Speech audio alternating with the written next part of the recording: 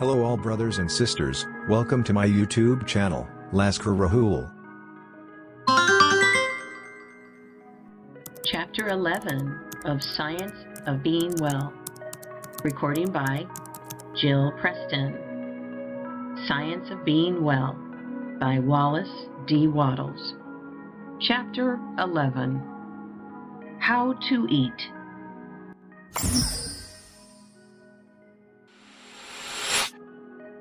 It is a settled fact that man naturally chews his food. The few fadists who maintain that we should bolt our nourishment, after the manner of the dog and others of the lower animals, can no longer get a hearing. We know that we should chew our food, and if it is natural that we should chew our food, the more thoroughly we chew it, the more completely natural the process must be. If you will chew every mouthful to a liquid, you need not be in the least concerned as to what you shall eat, for you can get sufficient nourishment out of any ordinary food. Whether or not this chewing shall be an irksome and laborious task or a most enjoyable process depends on the mental attitude in which you come to the table. If your mind and attitude are on other things, or if you are anxious or worried about business or domestic affairs, you will find it almost impossible to eat without bolting more or less of your food. You must learn to live so scientifically that you will have no business or domestic cares to worry about. This you can do, and you can also learn to give your undivided attention to the act of eating while at the table. When you eat, do so with an eye single to the purpose of getting all the enjoyment you can from that meal. Dismiss everything else from your mind, and do not let anything take your attention from the food and its taste until your meal is finished. Be cheerfully confident, for if you follow these instructions, you may know that the food you eat is exactly the right food, and that it will agree with you to perfection. Sit down to the table with confident cheerfulness and take a moderate portion of the food. Take whatever things look most desirable to you. Do not select some food because you think it will be good for you. Select that which will taste good to you.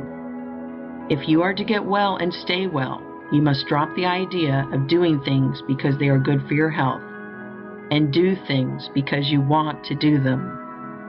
Select the food you want most. Gratefully give thanks to God that you have learned how to eat it in such a way that digestion shall be perfect, and take a moderate mouthful of it. Do not fix your attention on the act of chewing. Fix it on the taste of the food, and taste and enjoy it until it is reduced to a liquid state and passes down your throat by involuntary swallowing. No matter how long it takes, do not think of the time, think of the taste. Do not allow your eyes to wander over the table, speculating as to what you shall eat next. Do not worry for fear there is not enough, and that you will not get your share of everything. Do not anticipate the taste of the next thing. Keep your mind centered on the taste of what you have in your mouth, and that is all of it. Scientific and healthful eating is a delightful process after you have learned how to do it, and after you have overcome the bad old habit of gobbling down your food unchewed. It is best not to have too much conversation going on while eating. Be cheerful, but not talkative. Do the talking afterward. In most cases, some use of the will is required to form the habit of correct eating. The bolting habit is an unnatural one and is without doubt mostly the result of fear. Fear that we will be robbed of our food. Fear that we will not get our share of the good things. Fear that we will lose precious time. These are the causes of haste. Then there is anticipation of the dainties that are to come for dessert, and the consequent desire to get at them as quickly as possible. And there is mental abstraction, or thinking of other matters while eating. All these must be overcome. When you find that your mind is wandering, call a halt. Think for a moment of the food and of how good it tastes, of the perfect digestion and assimilation that are going to follow the meal, and begin again. Begin again and again, though you must do so 20 times in the course of a single meal, and again, though you must do so every meal for weeks and months. It is perfectly certain that you can, from the Fletcher habit, if you persevere, and when you have formed it, you will experience a healthful pleasure you have never known.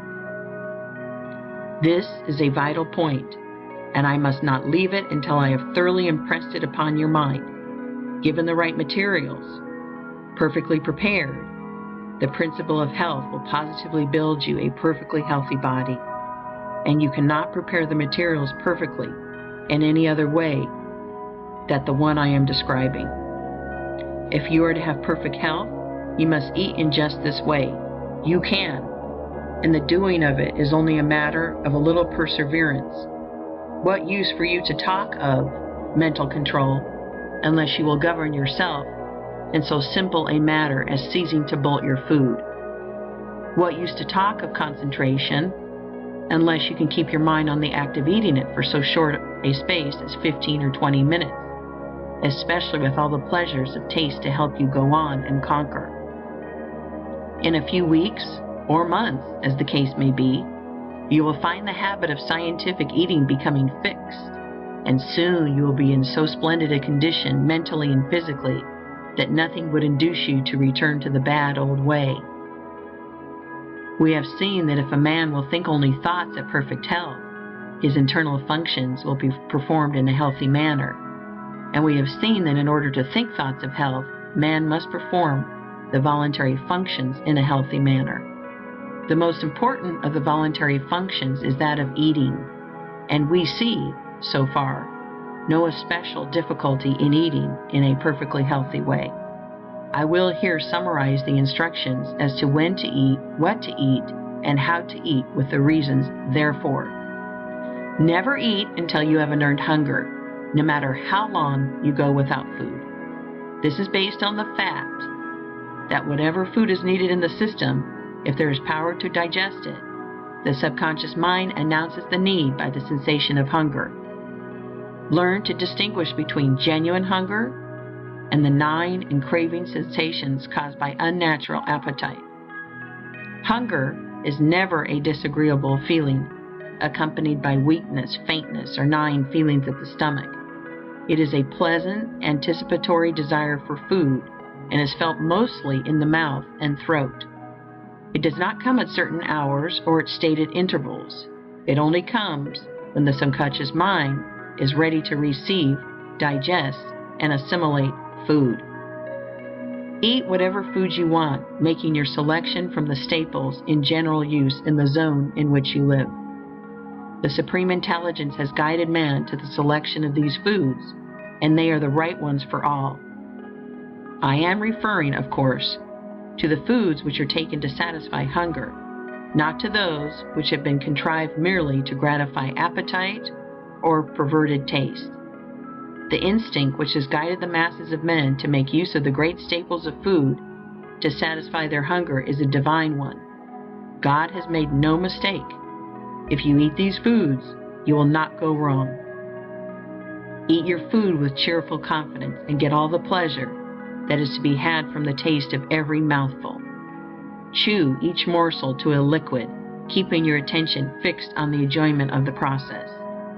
This is the only way to eat in a perfectly complete and successful manner, and when anything is done in a completely successful manner, the general result cannot be a failure.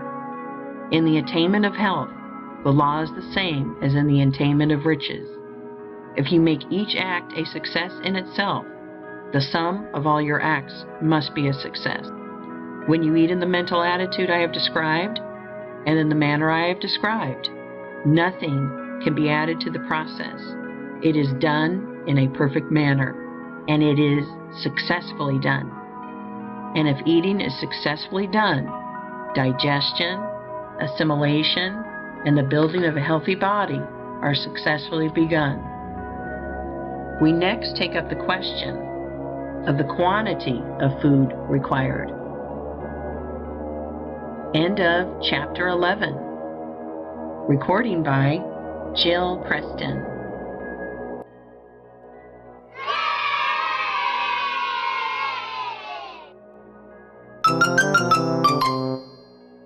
Thank you for watching this video. Thanks for your valuable time, my dear brothers and sisters.